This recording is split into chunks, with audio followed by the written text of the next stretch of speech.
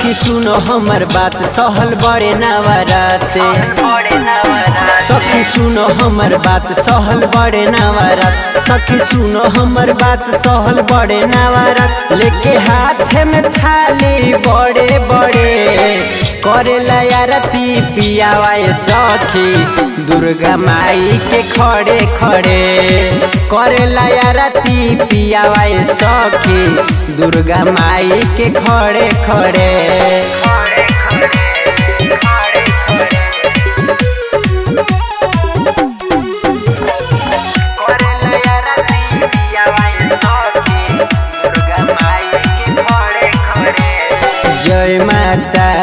जय माता जी बोलते रहे भोर से माई के सेवा में जुटल रहे 4 बजे भोर से।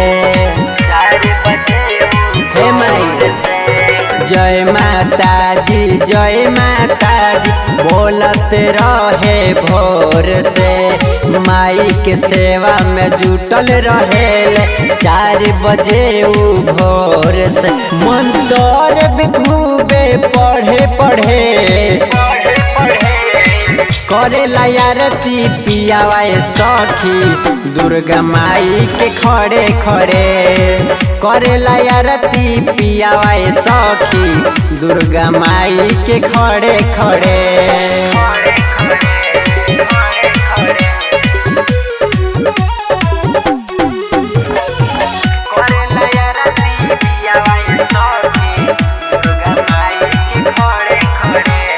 बड़ा माया आवेला हमारा सैया जी के हाल पर दया करी हम माता रानी सैया जुगेश लाल पर।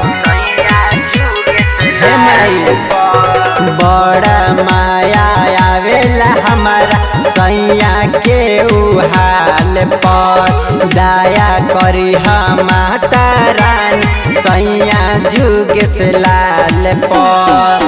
विवेक विकास से पूजा करेला आरती पियावाए सखी दुर्गा माई के खड़े खड़े करेला आरती पियावाए सखी दुर्गा माई के खड़े खड़े।